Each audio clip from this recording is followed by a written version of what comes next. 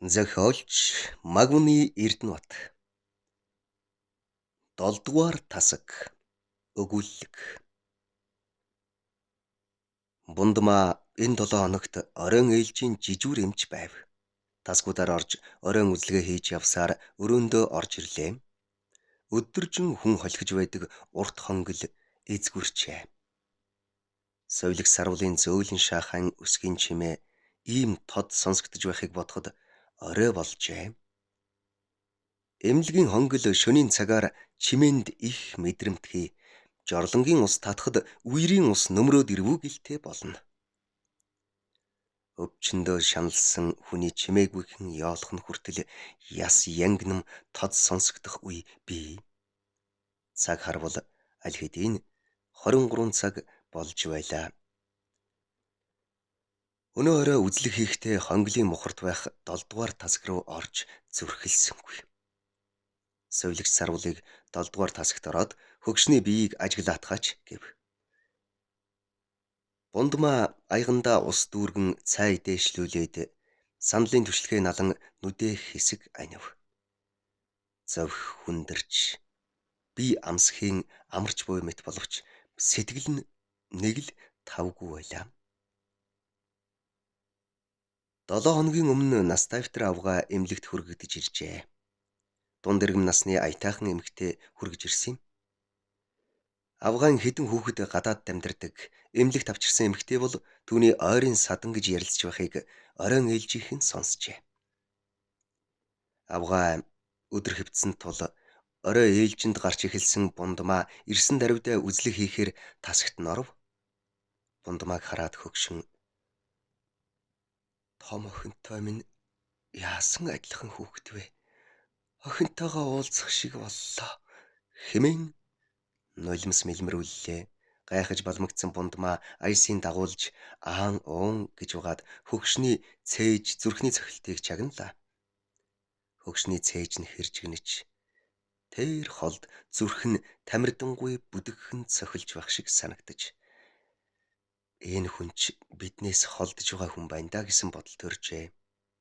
Тэгээд садан хүүхдүүдээ хүлээгээд байгаа бол л та. Ер нь удахгүй шүү. Хол байдаг бол дуудаарай гэсэн юм.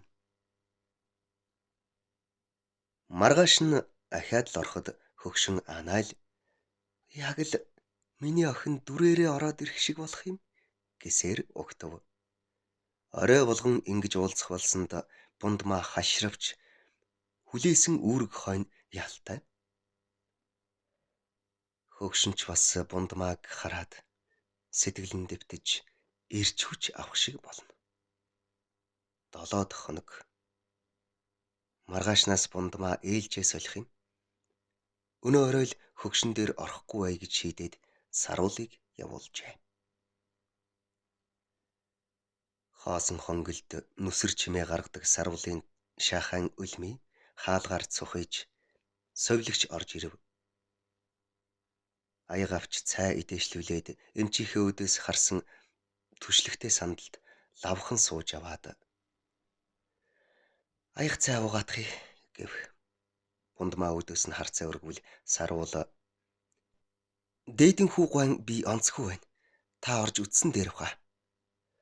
Цайгаа авчих та хамт оръё хоёулаа. 7-р тасаг руу дөхөх тусам айдас мэдрэгдэнэ. Дотроос ёолох дуу гарч хүүхдүүд минь ээждээ бараа зүсээ харуулж хаач те. Ичийн мөн их зовж байна шүү гэсэн үг сонсогдов. Бундмаа сарвал хоёр шалуухан явж орвол дээдэн хүү авгаан амьсгаа дээрдэжээ. Нүдний хүүхэн хараа өргөсч хамранд хавчиж мэдрэлгүй болсон гар нь сарвгнаж байв. Гинт эмгэн ухсхийн босч бундмааг тас зуурч авлаа. Би та нарт хэлээгүй юу? Миний хүүхдүүд ирнэ гэж. Ямар ч гэсэн миний охин ирлээ гэсээр энэ хүнээс яагаад ч гарахааргүй их хүч гарan тас тэрч нүүр нүдгүй үнсэх гэж оролдлоо. Гайх зэрэгцэн бундмаа сарвал руу хандаж эмэгтэйг дууд яаралтай хэлэг тэсэхгүй болчихлоо энэ хүн гэж нэг амьсгаагаар угсруулв. Саруул годхийн гарч гүйлээ. Хөгшний тас зуурсан гарыг тавиулах гэж бундмаа чадлаараа ноцтолдож байж арайхийн оронд нь хэвтүүлв. Сүүлчийн тамираа шавхсан хөгшин өгөршсөн хуучин бургас үерт автаж үндсээрээ булгаран унах шиг чимээгүй налв. Түмэн үржлээтэй зовхны дороос нь нулимс урсж байлаа. Тэгснээ гинтл амьдарч явсан он жилүүдийнхээ аз жаргал, баяр гуниг, хайр харуусал бүгдийг буцааж биедээ шингээх мэт хоолоогоо хятнуулж гүнзгий амьсгал татаад чимээгүй болов. Эмч сувлагч хоёр энэ бай тухайл юм утсан хүмүүс.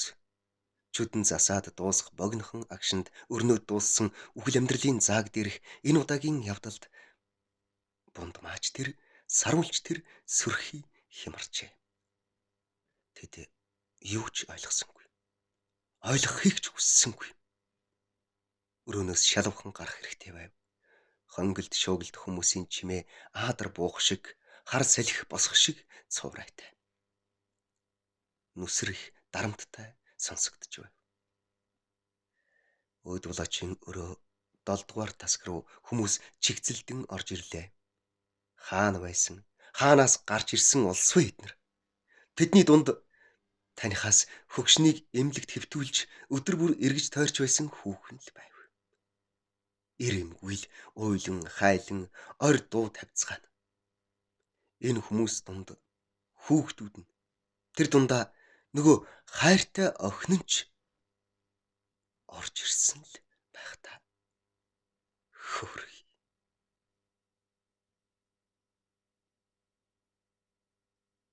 Зохиологдсон Магүний Эрдэнэбат 2025 оны 1-р сар. Уншсан Эрхэнбаярын Батторж 2026 оны 3-р сар.